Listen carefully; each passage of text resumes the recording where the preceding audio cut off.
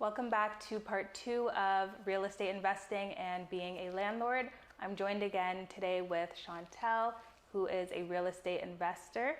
In this video, we're going to focus more on strategies and opportunities in real estate, as well as the future of real estate. Thank you for joining me again, Chantel. My first question is, do you think a house is worth buying these days given the rate of inflation? And is rent typically enough to cover the mortgage payment? So it really depends. Depends on the area, the price. It really just depends on your situation. If you're in a position where you're ready to buy, I think it's still a great time. There are some amazing deals out right now, despite what's been happening in the market. So I definitely think now is the time, because I'm slowly seeing, as I'm looking, the spring market is looking pretty hot right now. Houses are selling within days. And so despite COVID and what's happened, I think the market is slowly making a comeback. And I just feel like my gut feeling is things are going to start creeping up real fast. So now is, I think, still a really good time if you have the opportunity to jump in and buy. It's great. In terms of the rental prices, I think, with prices being still so high for rentals, I think it still makes sense if you can purchase a place to do that if it works for you. And even if you're purchasing a place that's maybe going to be a little bit more expensive, you can always look at strategies like, renting out a room to help cover the cost of rent. Yeah. Of your mortgage can be an option. Yeah, I know quite a few people who have been doing that, like buying a 3 or 4 bedroom house and then renting out different rooms. I think that's a good way to kind of balance things out. Exactly. Can you share your thoughts on different types of rental properties, like single family homes, townhomes? What's kind of your preference, and what do you think is overall the best? For me, right now, I have 2 stacked townhome condos. For me, it just works because they're very low maintenance. They're affordable. They're great kind of like entry level into the market.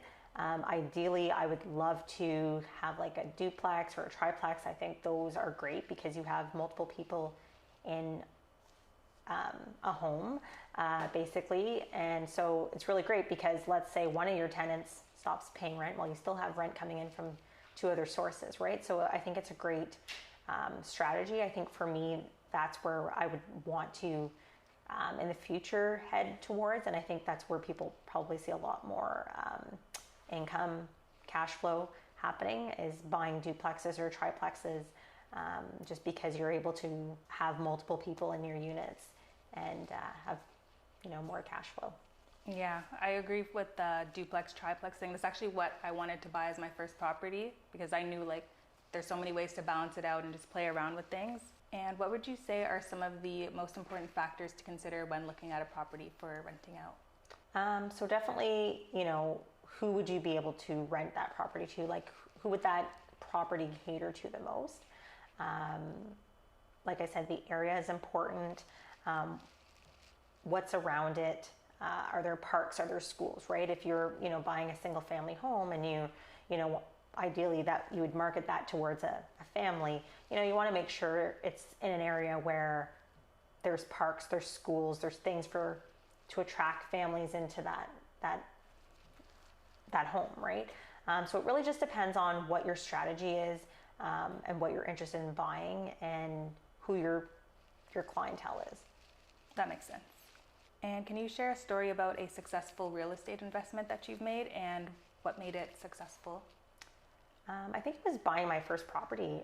It was a great investment.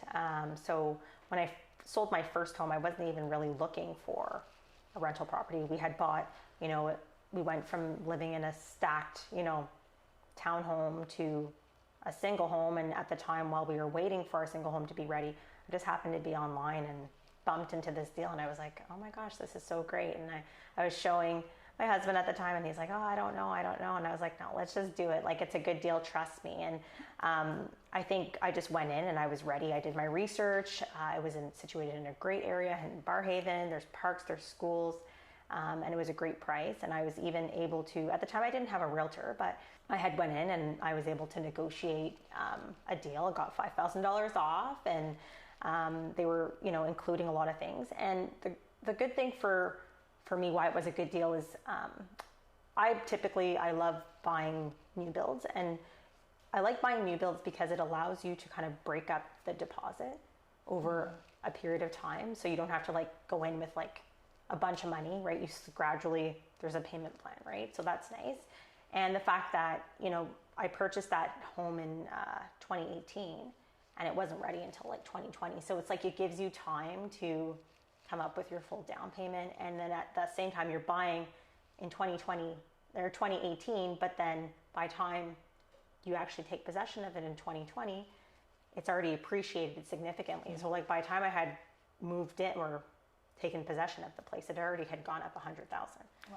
So that for me was amazing, and that's why like my strategy has really been like new builds, because I find you're buying at that price like a couple years out, but then when you actually take possession, it's you already have like equity. Yeah. Exactly. I've heard quite a few complaints online about like new builds being built with poor materials and stuff like that. Do you find that that's typically the case, or has it been fine for you? For me, there's definitely been some hiccups along the way. I think the best thing to do to kind of help kind of streamline some of those issues is having an inspector. So definitely have someone come in when you take possession of the home, look things through. The good thing is that you are backed by the carry-on warranty, which is like, you know, it protects your home for the next, you know, depending on what the issue is, up to 7 years.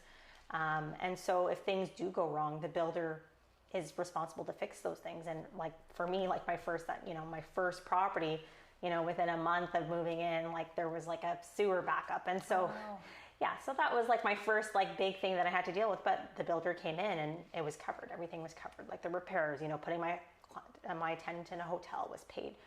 You know, his things that were damaged, like that was paid. So there's definitely some benefits to obviously getting a new build, because you have that, you're backed by the carry-on warranty. Whereas if this had happened in a property that didn't have that warranty, then I would be on the hook, or I'd have to go through my insurance, and my insurance would probably go up. You know, so there's definitely pros and cons. I think with buying any home, there's always room for error or things to go wrong. And so definitely do your research on the builder.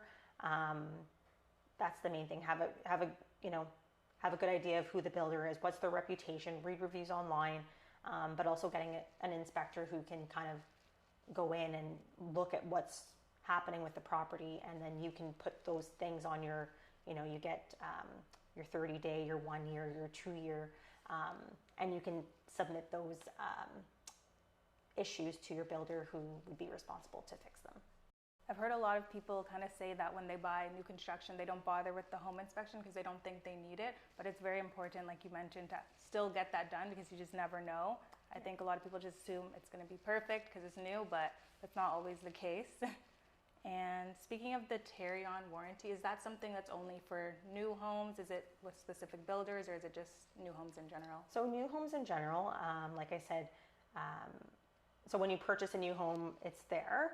And also too, like if you were to buy a home that was a new build, and let's say it's, you know, that person sold it after a year, you could still transfer that remaining years that's left on it to the new owners as well. And they can submit, if there's any claims or anything like that, they can submit that to Carry-On. Do you have any examples of real estate investment deals that you passed on, and why did you decide not to invest in them? I think there's definitely been a few that I've seen that I've passed on. I think it just really depends on your situation at the time.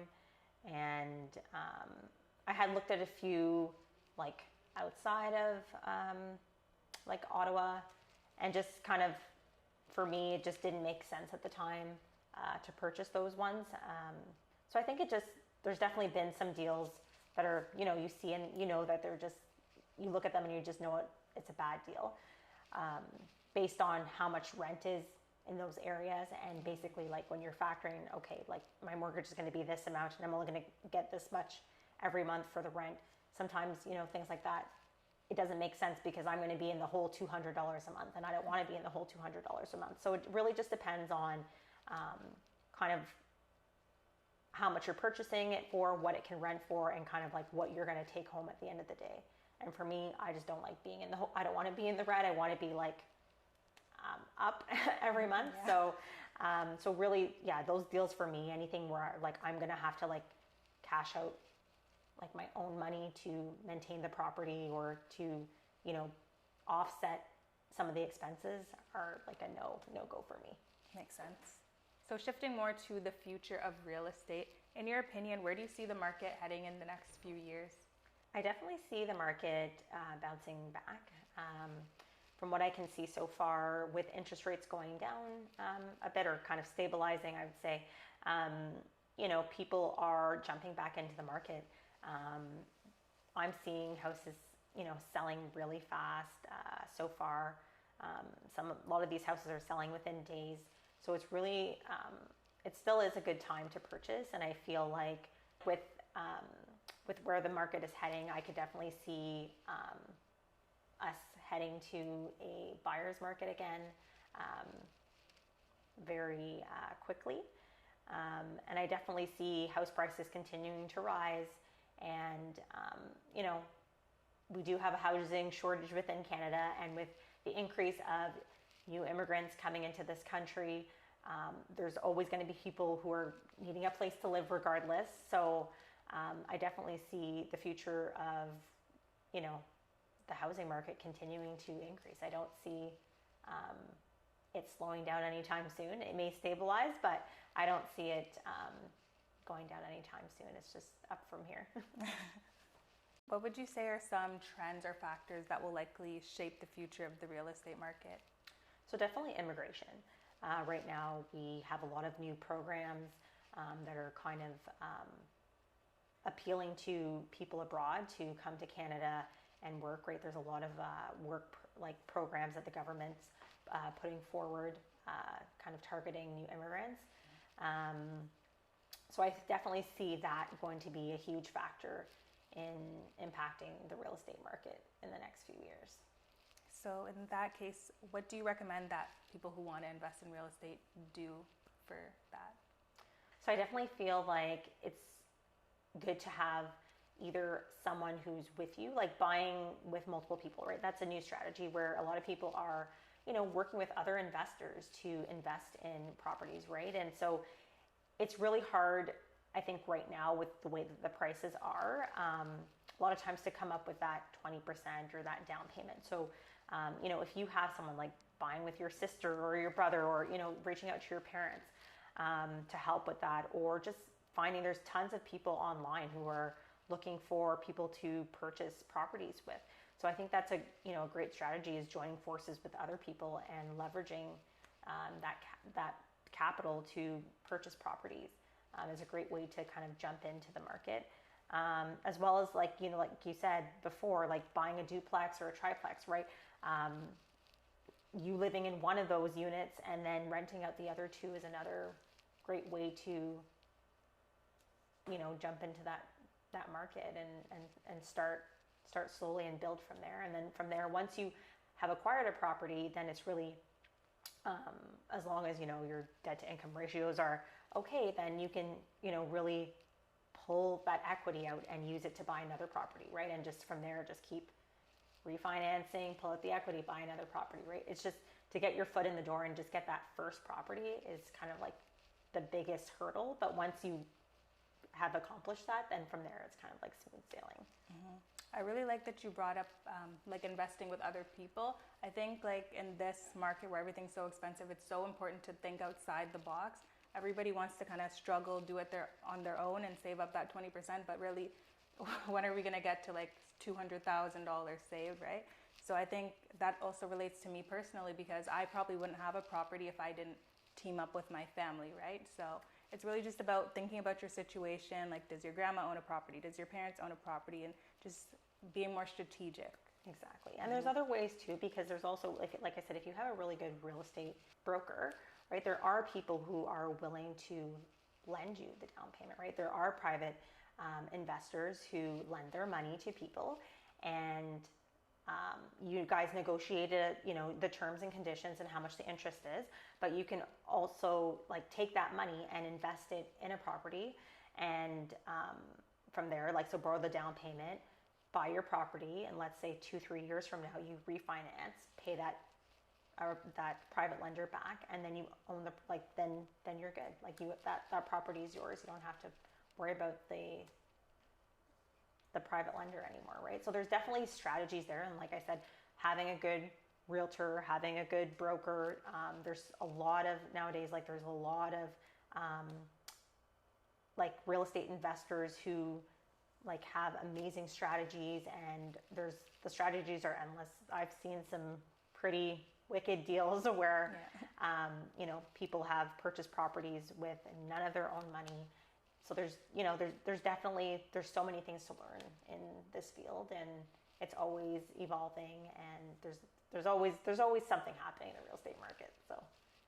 So would you say, like, for someone, let's say they have no money, but they're kind of interested in getting into real estate, would you recommend like they reach out to a broker and a mortgage agent and just kind of explain that they're interested in maybe investing, that kind of thing, to kind of get the ball rolling? Yeah, that's definitely a great thing to do, is, like I said, sit down with your broker, have those conversations, and that's probably the first step you want to take anyways, because you want to be able to know what you're able to purchase, right?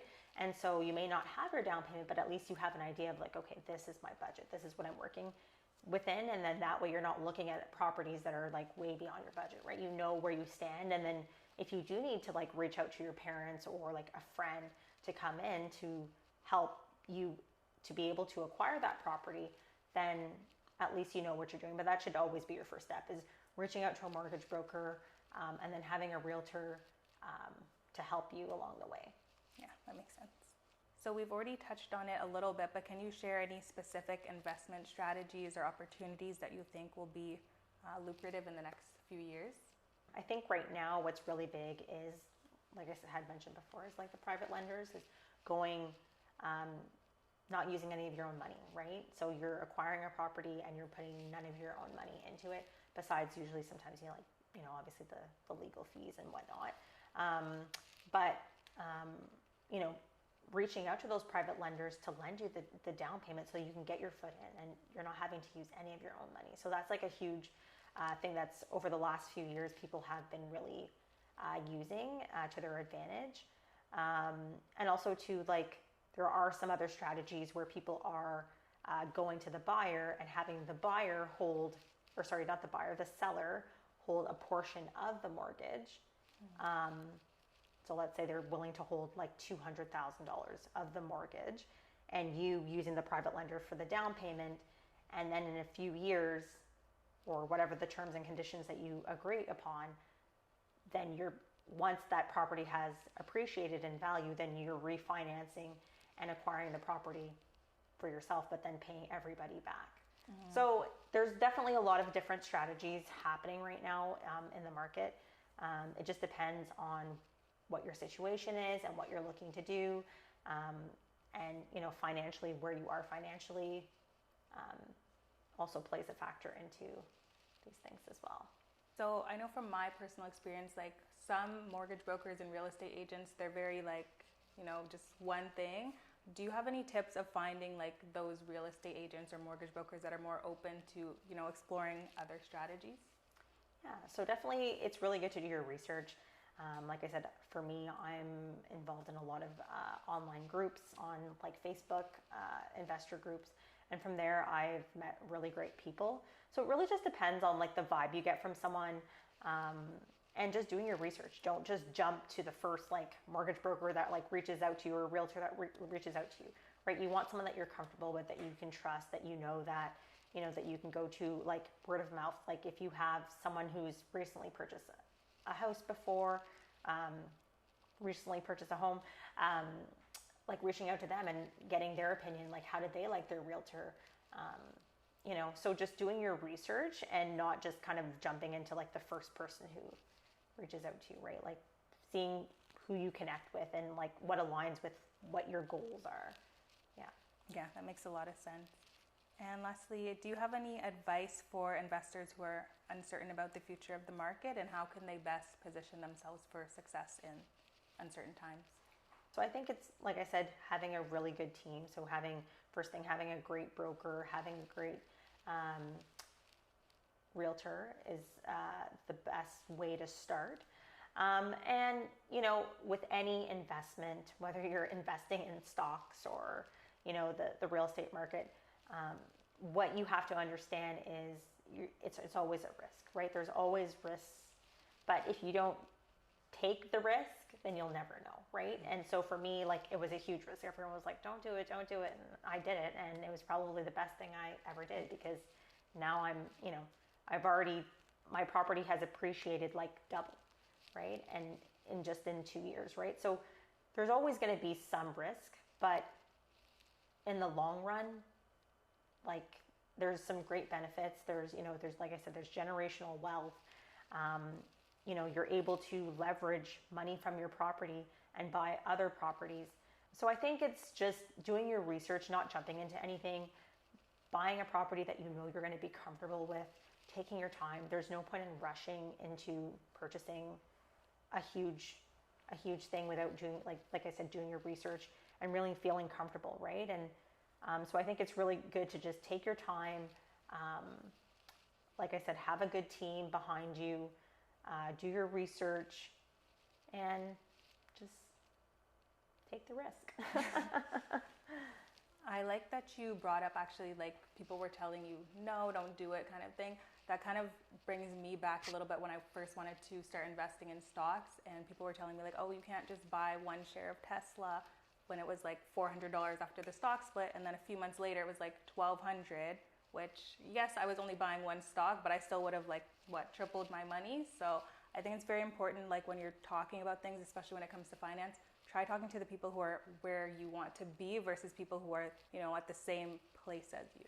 Yeah, and having a mentor too, right? So there's a lot of people nowadays who are, you know, who've been doing this thing for years. Reach out to them, right? And talk to them. What are some of the mistakes that they've made so that you don't make those mistakes yourselves?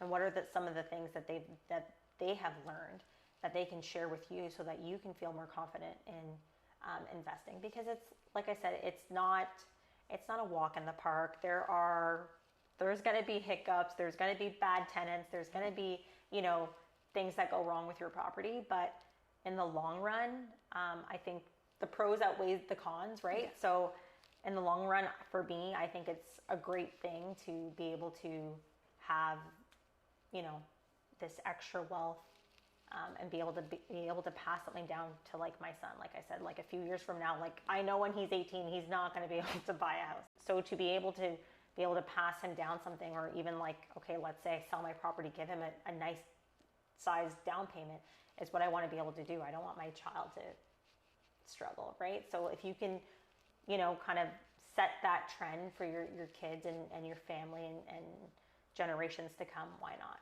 Yeah, agreed. Okay, so that's all the questions I have. Thank you so much for joining me on the channel again. If you guys have any questions for Chantel, I'll leave her contact information in the description of the video. And I hope that you guys enjoyed this video and found it helpful. And I'll see you guys in my next video. Bye.